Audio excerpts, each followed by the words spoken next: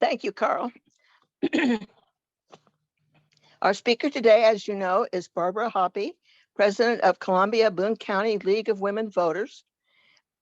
And she has been on the board since, she's been a board member since 2016. Before that, she served as Columbia's 6th Ward councilperson for 9 years, from 2006 to 2015. In 1999 through 2000, she led the Coalition to Save Stevens Lake and was co-chair of the first Columbia Parks Sales Tax Initiative in 2000. Barbara has been active in many citywide initiatives and ballot issues. Barbara has a law degree from MU and a bachelor's from the University of Michigan, where she majored in history and education and minored in political science. Barbara grew up in Michigan, moving to Columbia in 1979 with her 2 very young daughters. While growing up, Barbara visited her grandmothers, aunts, uncles, and cousins in St. Louis every summer. Her ties to Missouri go back to the early 1900s, when her grandparents immigrated with 4 children from Belarus and the Ukraine region. Her mother, the 5th of 6 surviving children born in the US, grew up in St. Louis. Welcome, Barbara. Thank you, Kathy. And thank you to the Muleskinners for inviting me to discuss the ballot issues. And I also added judges, because I have been getting, calls and texts and emails from friends asking about who to vote for judges. And I, as president of the League of Women Voters, I cannot support any particular candidate publicly or donate money even to campaigns. And as most people know, the League of Women Voters never supports or opposes candidates. And regarding issues, we only support issues if we have taken a position after a local study on that issue, and it's a local issue, or if the state League of Women Voters has taken a position. So I wanted to say beforehand, although the league has done a local study about marijuana, and we have in general approved the legalization of marijuana, we cannot publicly come out in support of that because it's a statewide position and the state hasn't taken a position. And I'm not going to be talking today about last week on that. And I wanted to also mention, and I'll mention it again when I share the PowerPoint, regarding the amendment regarding the police force and the Kansas City police force. The league has done last year a local study on local control. And in general, our position was that we're very in favor of local control by city governments and counties as much as possible, because the state has passed legislation to restrict a lot of the things that communities need and want for themselves. But we aren't taking a position on that. Oh, you don't want to do that. Don't do that. Voters. Next to Westlake Hardware Store. Yeah. Well. I looked and all I could do was Okay. Just do the first one. Well, Did you Now I email can't it even to find it. Pam? Did you email it to Pam? yeah, Yes, I did. Yes, you did. Yeah. And I went back to look, and all I could see now is the first page, and now I can't even see Okay. that.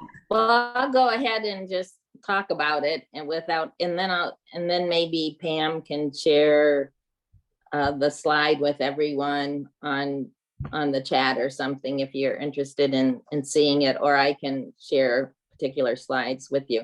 So today I'm We just just- talking about constitutional amendments 1, 4, 5, the Constitution question, and then the same Supreme Court and Western Court of Appeal judges. So if we go first to Constitutional Amendment 1, that involves the state treasurer and the investment authority of the state treasurer. And it's a modification in the Missouri Constitution that permits the General Assembly to expand the treasurer's investment authority by statute without the need for future constitutional amendments, which are expressly required now.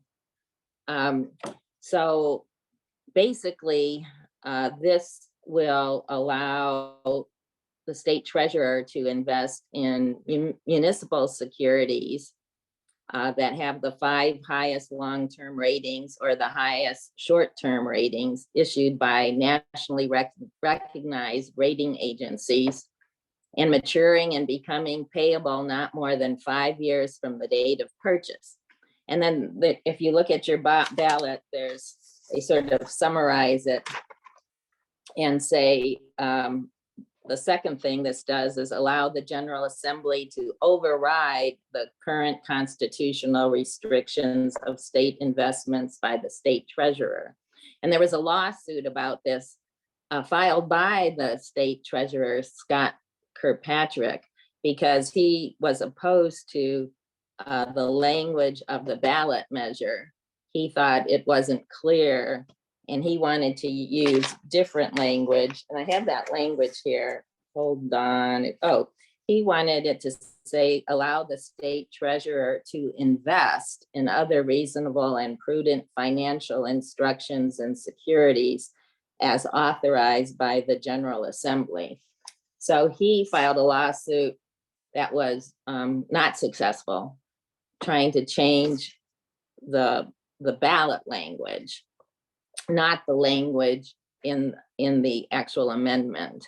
And so the actual language in the amendment that applies to the legislature is, it says the treasurer may also invest in other reasonable and prudent financial instruments and securities as otherwise provided by law, is where the state legislature can allow other forms of investments. And I think that's the area that has pros and cons to it. And I'll get to that in a minute. So I just wanted to clarify that because originally I was looking for 2 sections of changes in that constitutional, that's section 15, article 4 of the state constitution. I was looking for 2 separate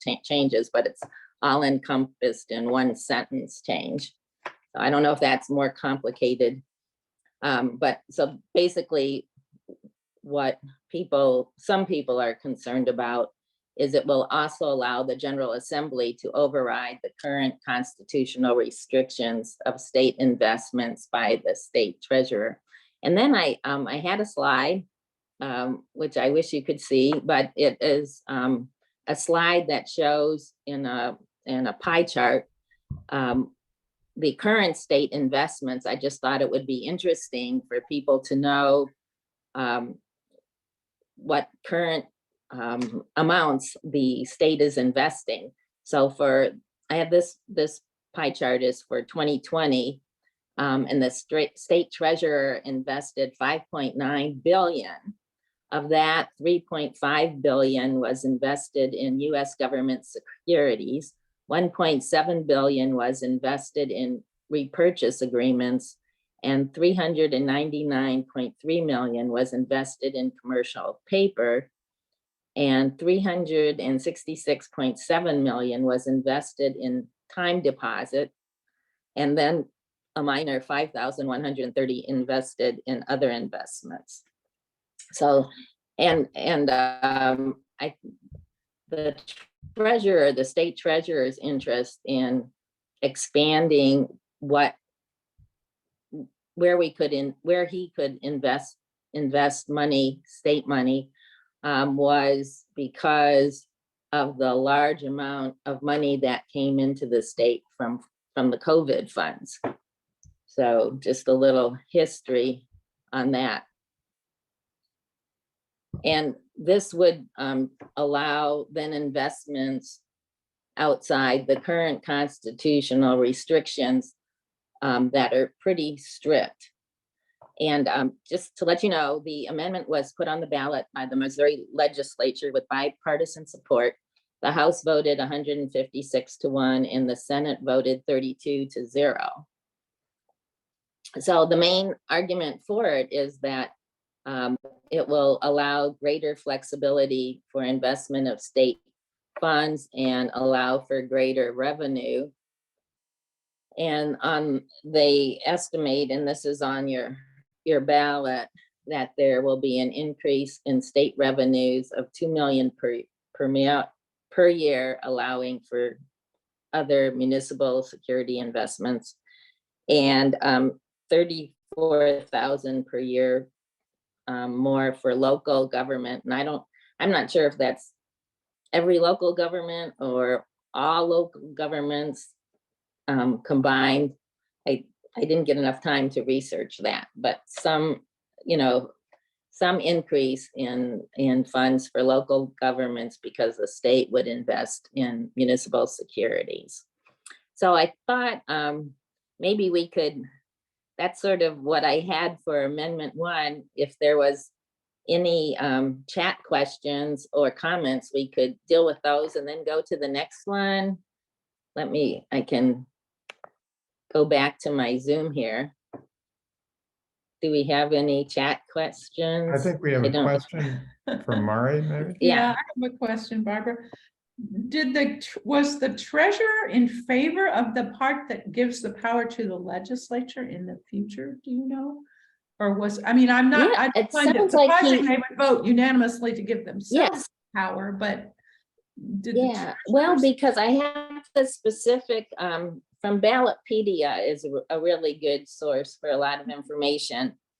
And it said that Fitzpatrick wanted the language to amend the Missouri Constitution to allow the state treasurer to invest in other reasonable and prudent financial instructions and securities as authorized by the General Assembly. So that's the language he wanted, as authorized by the General Assembly. And the language in the statute says, override the current constitutional restrictions of state investments by the state treasurer. And I think he was more concerned about the ballot language, but my question was about, very often things get proposed in the legislature and morph into something else by the time they pass through. And I didn't know if you had any knowledge of whether his initial intention was to give the legislature that power or whether that's just what came out at the end. Maybe Nancy knows. I noticed. Yeah, I didn't find anything. Actually, Ballotpedia presently says that he supports the as written amendment. Oh, okay. If you okay, look. no, thank you. That's helpful. I've explained this to our radio audience, and the radio guy here in Moberly asked me the question, what would keep legislators from voting to invest in municipal bonds that from areas that were more supportive of them than were not supportive of them, which I thought was an interesting question. And then I happened to catch, there is now an hour-long show on my radio station every day from 10 to 11 a.m. called Show Me Missouri or something like, it's not Show Me Institute, but it's about Missouri. And they had Peter Meredith on there. You know, Peter, who is he's usually our go-to person on budget and otherwise in the Democratic House of Representatives. He said he had some real concerns with what investments could be made and enforcement of other laws that he had done some research on later. So he recommended very strongly opposing that particular amendment. Right, and I guess Taking the it for only, what it's worth. the only restriction was that the treasurer may also invest in municipal securities possessing one of the 5 highest long-term ratings of, or the highest short-term rating. So I guess you have to be municipal securities that possess one of the 5 highest long-term ratings or the highest short-term ratings. That's the first part. But then there's that second part, that the treasurer may also invest in other reasonable and prudent financial instruments and securities as otherwise provided by law, which means that the legislature could dictate. Yeah. So that's Correct. And for what it's worth, remember Mamtech, Mhm. the Moberly issue where we had municipal bonds put out for that, and everybody lost a bunch of money on that. right. So a part of it is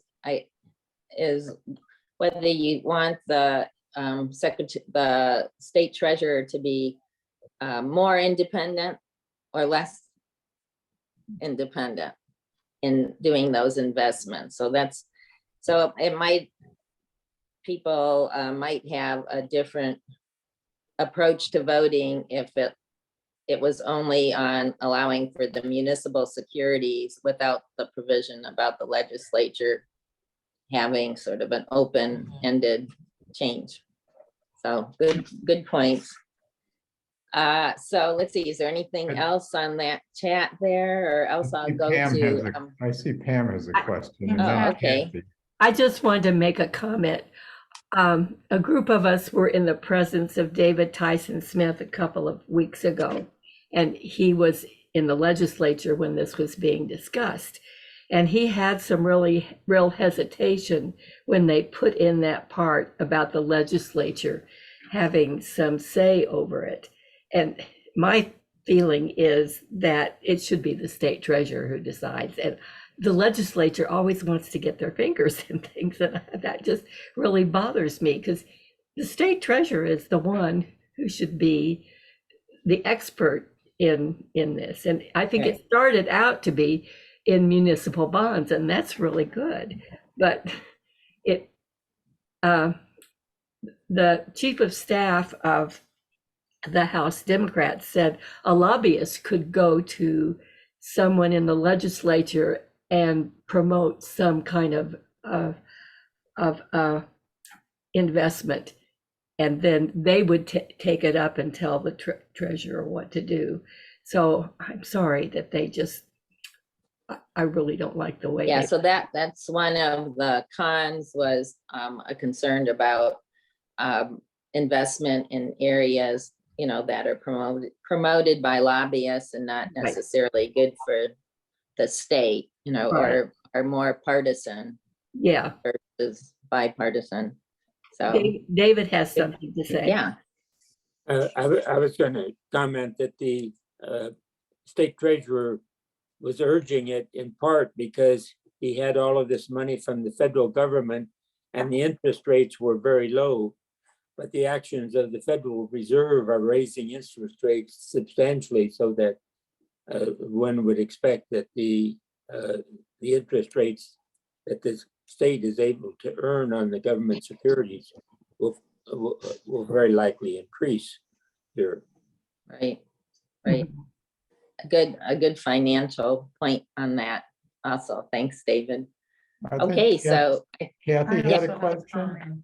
I think Kathy had a question. I think Mari's got a comment as well. so. okay, I was just going to say what Pam said about what David Tyson Smith said. What he said was this issue was brought up very quickly. There was no time to think about it or discuss it with your caucus or anything like that. And the vote was taken very quickly. So he said in retrospect, he would have voted no.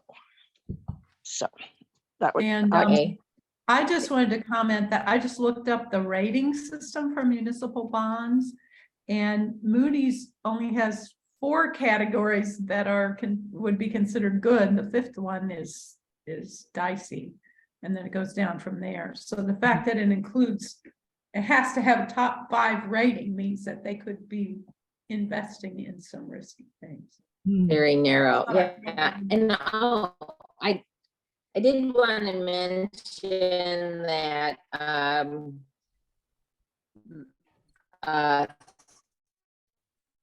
the 3 newspapers, main newspapers, News, Press, Editorial Board, the St. Louis, let's see. Well, they're both the St. Louis Dispatch. Maybe they did 2 articles on there. So just throw that out, and I can read their support if you want, but like the Dispatch says, the amendment would broaden the list of options for the state treasurer to invest funds in higher interest bearing securities. Currently, the Constitution limits the treasurer to investments in federal or agency bonds. They're stable, but not always the highest earners. Broadening the treasurer's options to include highly rated municipal securities or federal treasury bills gives the treasurer a greater ability to maximize taxpayer benefits. But none of them address the other issue that some of the viewers have raised about the legislature then having more authority and input. So thought I'd share that with you. Is anyone else David, do you have another want to question? say something or need to say something? David, do you have another Luthol. question? David Luthol? Do you have another question? I guess not. Maybe he just hasn't guess put he's his hand frozen. down. All right, Okay. let's move on now. Let's go on to, there is one more Um, item in the chat. There is one more comment in the chat. oh, there it Oh. says, let's see, in the early 1800s, states got so many restrictions. Several states went bankrupt a few more than once. And that was from David Robinson, who teaches history. Thank you, David. Historical perspective is always good. And then Nancy already raised that point. So now I'll go back to the next Amendment 4, Kansas City police spending. This is what I call it. But in the amendment, it never mentions Kansas City police, although it only applies to Kansas City police because they're the only police force that was established by the State Board of Police Commissioners, which was done in back in the 1930s because of organized crime. Oh, let's see. And so, right, the Missouri legislature has been dictating how much Kansas City spends on the police force, and basically how the existing legislation required them to spend, I think, 20% of their budget on the police force, but they've been spending 24% of their budget on the police force. Only 4% of that has gone to crime prevention and community policing. And there was sort of a struggle between Kansas City and the legislature that resulted in a lawsuit filed by the mayor of the Kansas City, saying that the Missouri legislature couldn't dictate beyond 20%, and they were spending the 20% of the budget directly on the police force. So this amendment is the legislature's solution to losing in the courts on that issue. They want, so really saying yes on this would only affect Kansas City police force and require them to spend 24% of their budget directly on the police force, and not being able to use that 24%, some of that 24% on crime prevention and community policing. And this would violate, well, right now, without the change, requiring Kansas City to spend 24% of their budget, with the state legislature not funding it, would violate that Hancock Amendment. So proponents say the amendment is necessary to keep the Kansas City Council from reducing police funding. It ensures that the police force has necessary resources, and that the Kansas City Police Department should not be controlled by the city council. But as you know, in Columbia, the police budget is controlled by the city council, as it is in every other community in the state. And if I didn't mention it, Kansas City is the largest and only city to have a legislature controlling their police budget. So opponents say that citizens of Kansas City should decide how their tax revenue is spent, not the Missouri legislature. Kansas City should have elected local control over its police force and how crime is reduced through policing and crime prevention. And as I mentioned earlier, the local League of Women Voters, Columbia Boone County, did a local study last year regarding local control. And actually Mari was the chair of that committee. And we adopted a sort of a local control policy. But we can't come out against this because it's a statewide, though sneaky statewide measure.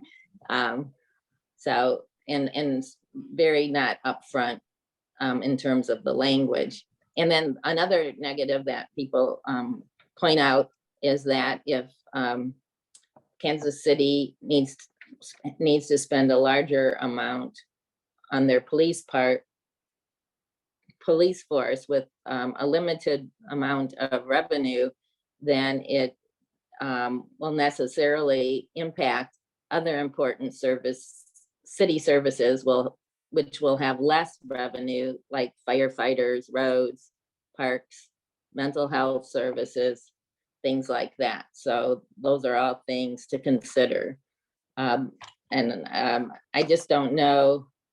I think Kansas City will know what the ballot is really about, and hopefully other major cities, but I'm not sure about rural Missouri and whether they will understand that this will get to weigh.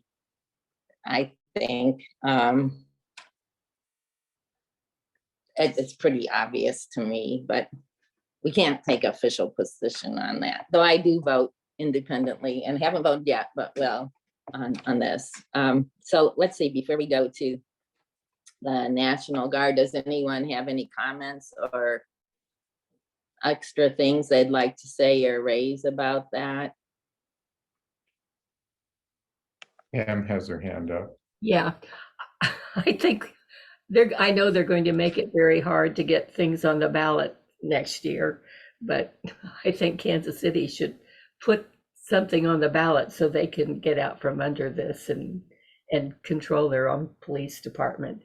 I heard some people say that they had tried to defund the police and that's what set this off. Well, I don't think they really did. They were just trying to add on, like we were, social workers and people like that to take care of people with mental health problems. So that the police wouldn't have to deal with that when it should be, for something else. I would just like to comment that I think this is the rankest form of racism. The fact that Kansas City, It is. under Black mayor, tried to do something different to try to tackle their crime problem. And this response by the legislature, as Barbara pointed out, has to be voted on statewide.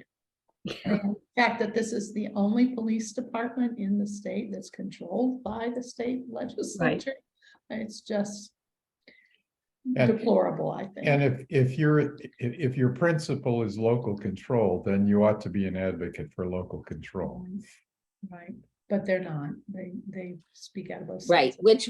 which the local league is, but we have the state policy is we can't come out officially if the state hasn't taken a position, if it's a state ballot issue. If it Right, I wasn't think just a Carl was local referring ballot to the issue. legislature, Just not The to. legislature in Yeah. particular, yeah, I wasn't He referring to was the talking league about the and your league. position. Right. All right, so then I I'll, just want to comment that Peyton, our person from the Missouri, is welcome to ask questions as well. Go ahead, Barbara. okay, so I'll go back to the next one, Amendment 5, Missouri National Guard. This is pretty simple. It would remove the National Guard from the Department of Public Safety, and it would have its own department called the Missouri Department of National Guard. The governor would appoint the director with the consent of the Missouri Senate, and the director would appoint, would report directly to the governor. And it says the amendment was passed with bipartisan support. House voted 126-2, Senate 32-0. And there was no opposition and testimony before the legislature. And proponents say the National Guard will be more responsive if it reports directly to the governor. And the opponents say the normal chain of command would be broken and the governor would have too much power over the guard. But the National Guard reports direct, pretty much the governor has control over the National Guard. Anyway, so the long and the short of this one is that there's not a whole lot of change that would happen. Read is that the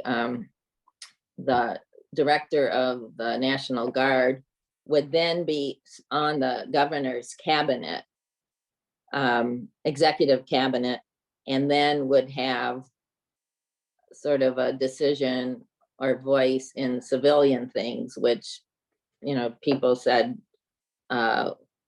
wasn't a good thing, that the military didn't need to be making decisions, civilian decisions about other areas of the government and civilian things. Let me see if I had, that's about all I had on that one. Does anyone want to add or say anything about that? The other thing is that it has an ongoing cost of $132,000 annually. And I think that's another thing to think about, that it adds. Oh, yeah, that's right. Yeah, that's right. And it mentions that in the ballot measure that you'll be voting on, or you've already voted on. Mhm. So let's see. With that, I'll go to the constitutional amendment, or the constitutional question. Shall there be a convention to revise and amend the Missouri Constitution? And every 20 years, the Missouri Constitution requires a vote of the people to consider this question. And it just needs to be passed by a simple majority. And it has been rejected every 20 years by the voters since 1942. So if passed, the delegate selection process for a constitutional convention is the governor calls a special election to elect 83 delegates. Then 5 parties in Missouri nominate one person each of the 34 Missouri senatorial districts. And then the top 2 vote getters from each district will be delegates that make up 68 of the 83 delegates. And then there's 15 at-large candidates that are elected on a nonpartisan ballot and represent the entire state. And delegates must be 30 years old, be a Missouri voter for 3 years, and a resident of their senatorial district for 1 year. And the only requirement for the convention is that the sessions of the convention shall be held with open doors. So a pretty interesting and vague description there. And any changes recommended by the convention would need to be approved by the voters. So proponents say the convention is an opportunity to change the Constitution, to eliminate changes made to the Constitution in the past 20 years, as well as before that. And a convention would allow citizens to enact new reforms without approval of the governor. Say the convention could set off a potentially heated fight financed by special interests and lobbying. The current political atmosphere is not right for a convention. And there'd be concerns about removing provisions in the Constitution that voters have approved, such as the Medicaid provisions and other changes. So those are concerns people have with that. So any comments, questions on the constitutional question? My question is just one about the campaign for or against this. Has there been an active campaign to try to pass this? I don't think so. I was reading up on that. And then again, Ballotpedia is a good source that indicates that. I didn't print that out, but I don't think they do indicate like who's campaigning for and against, and I didn't see anything on that. And if anyone else did, I recommend it. I welcome comments.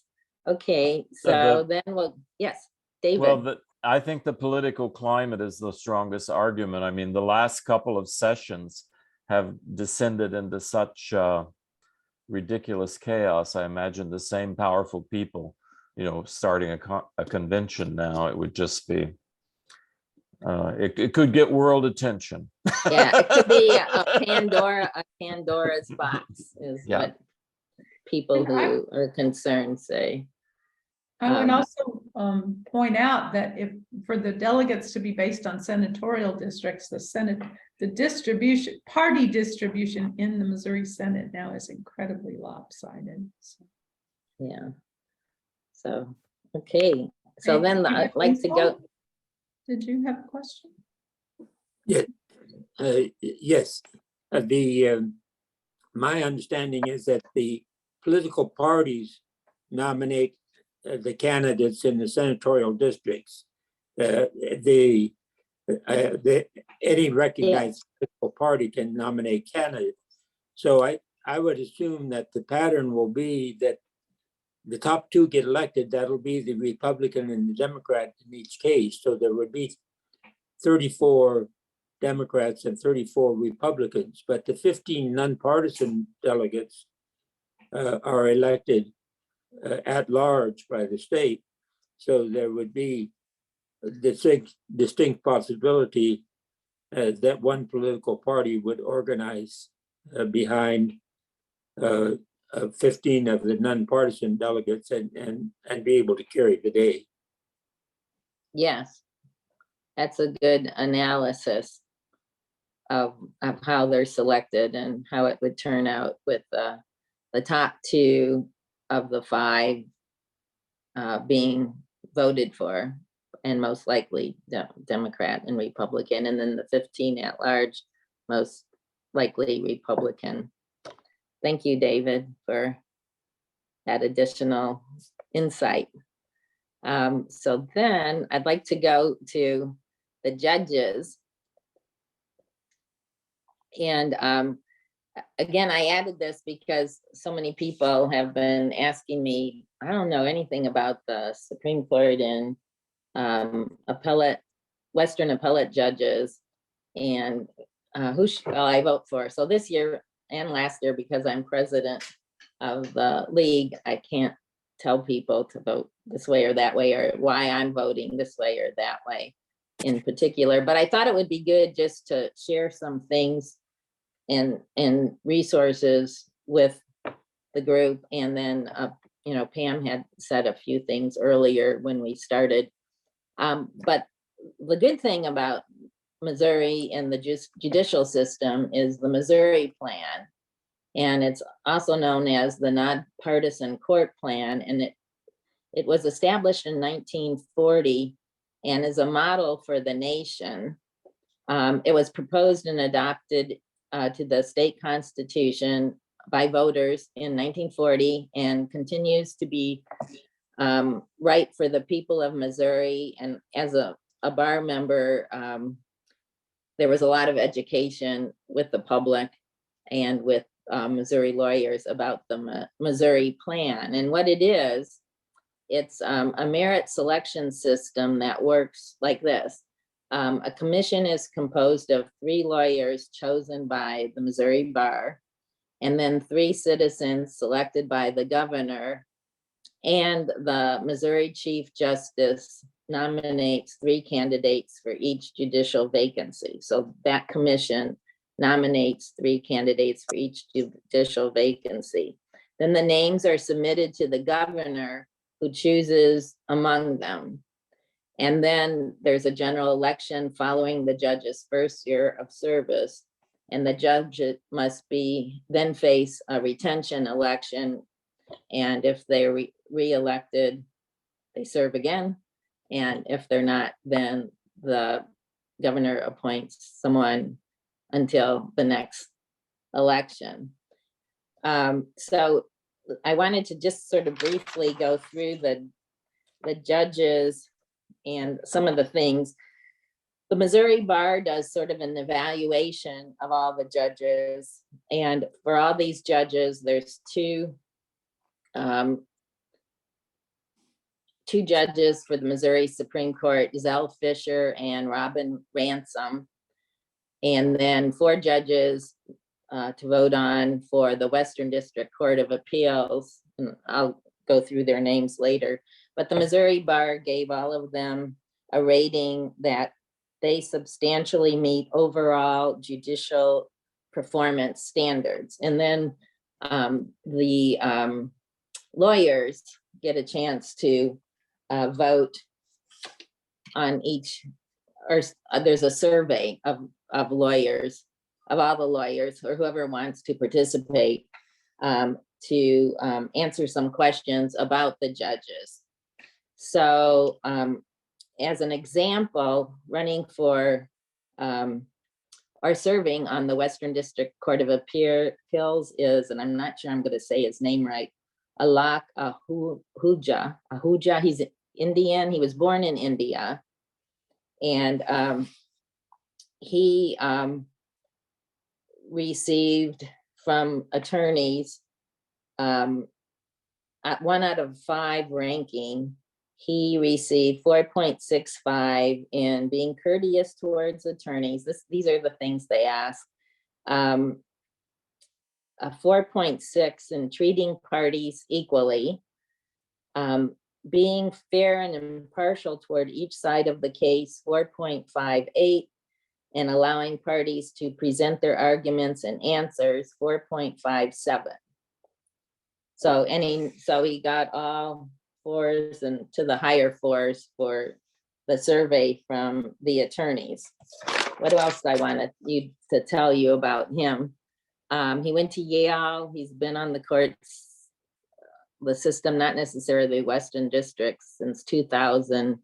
in 7. And so I'm not sure, maybe Ashcroft appointed him. I know the others, but I didn't find out who appointed him originally. So I wanted to mention then Zell Fisher. He's running for the Supreme Court. I'll do Supreme Court and then the rest of the Western District. He's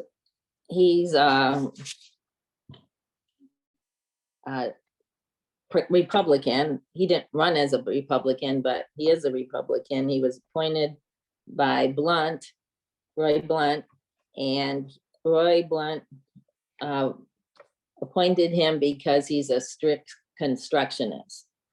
So that tells you something about Zell Fisher. Strict constructionist sort of goes by the letter of the law, not necessarily the spirit of the law. So anyways, that gives you sort of a little bit of insight into him. Then Robin Ransom is. Barbara, can I step in? Yes. Because that is one of the ones that Howard Hutton was said to vote no. He belongs to the actively anti-LGBTQ Association, Fellowship of Christian Athletes, and the actively anti-LGBTQ Association, the Tarkio First Baptist Church. So that was Okay. his comment about him. Thank you. So, and I have heard that from other attorneys in town, and whether you support or not support him depends on how you stand on those issues. So to go to the next Supreme Court candidate for re-election is Robin Ransom. And she is our first African-American woman on the Supreme Court. She was appointed by Parsons.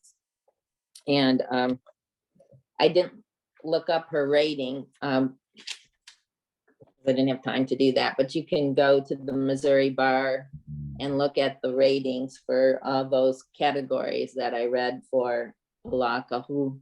I should have gotten his name beforehand. But again, she was rated as substantially meeting overall judicial standards from the Missouri Bar.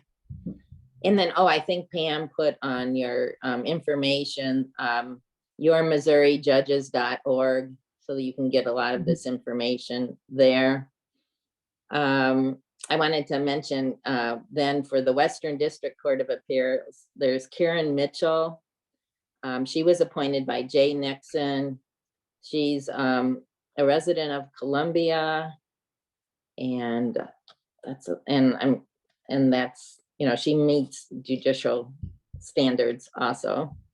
Then Mark Pfeiffer went to Hickman High School. This is Western District. He's a member of the Crossing Church. I know the Crossing Church LGBT issues, so I don't know what his personal position is on that, but I know Ragtag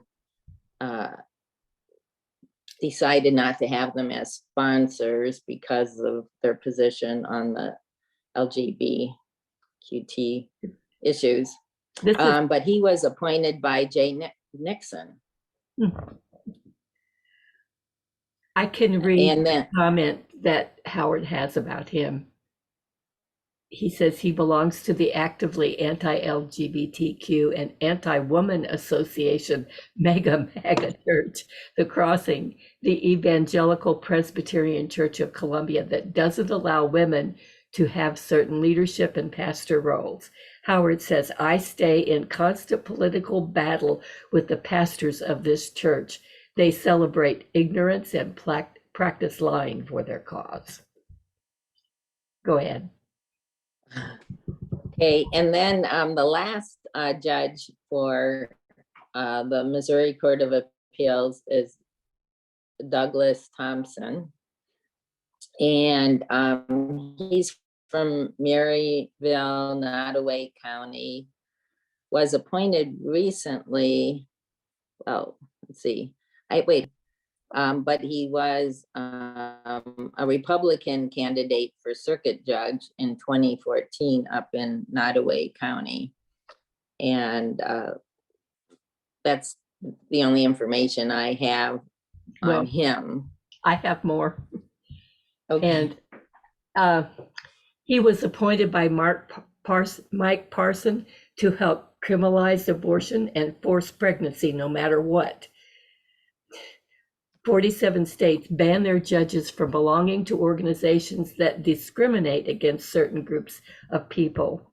California even banned judges that belonged to the Boy Scouts of America while they were actively discriminating against LGBTQ youth and adults.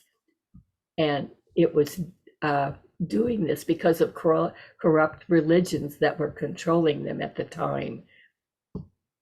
And I don't think I want to read all the rest of that, but Yeah, okay. just So that's cause of helpful the- information, yeah, for people who are either pro-abortion or anti-abortion. You can take that into consideration when you're voting. That's what the League of Women Voters would say. But I know the Muleskinners have taken positions on the issues, but not on the judges, correct? You're just sharing that information. Yeah, well, I only got it this week. Yeah, And right, I had yeah. been And told, I think it's probably accurate, their positions, and I heard it from former law professors at the university. oh, okay, that's good. So that I think are reputable sources of Mhm. information. So thanks for sharing that. I didn't know the specific judges. I had just heard, I had not written them down. So, okay, well then we're at 1:14. Thank you for, yes.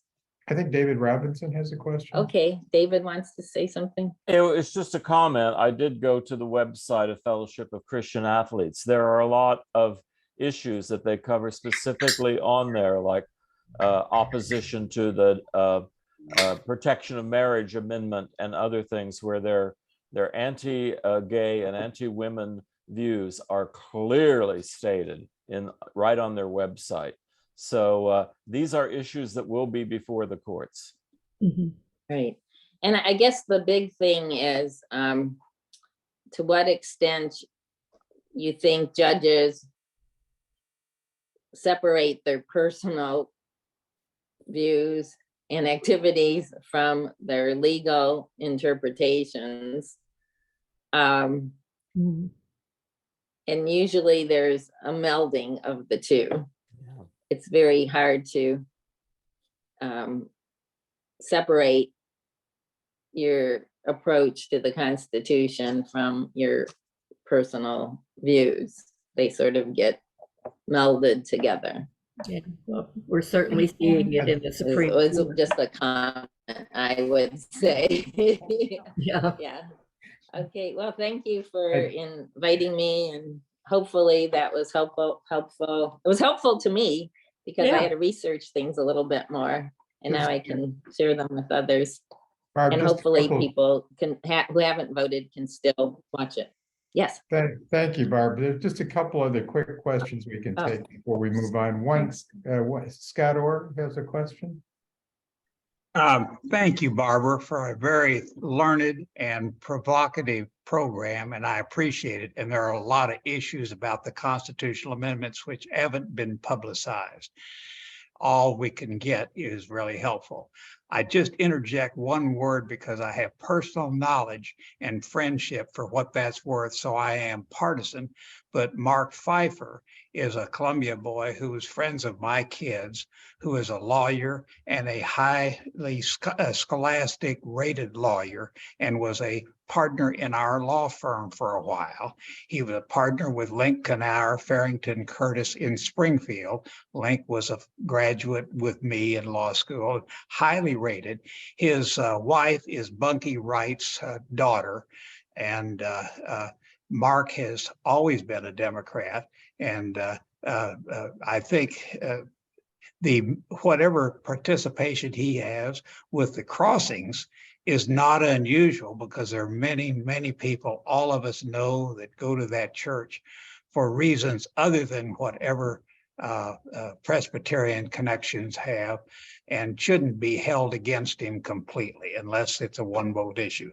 Mark's scholastic ability, his performance as a lawyer, his rulings as a judge have been universally, I believe, center of the road, appropriate, sensible, and common sense.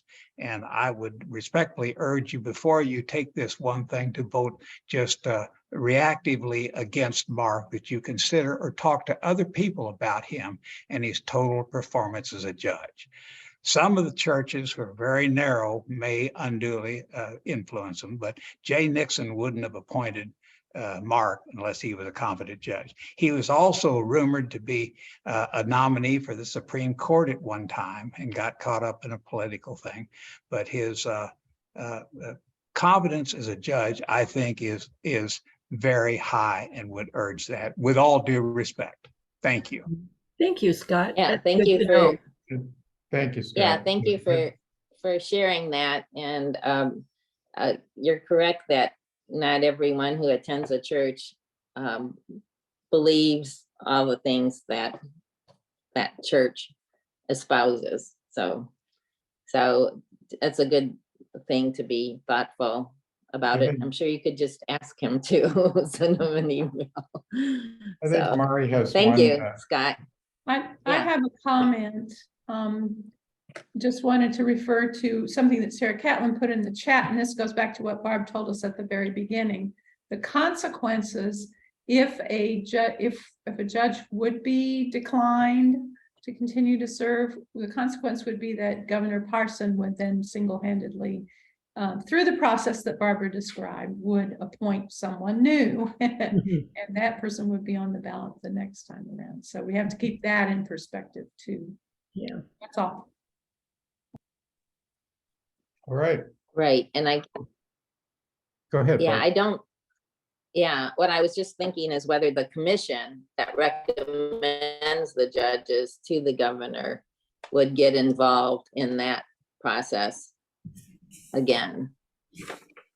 I would think so, So but I really didn't research that step further, but good thinking. Well, thank you, Barb.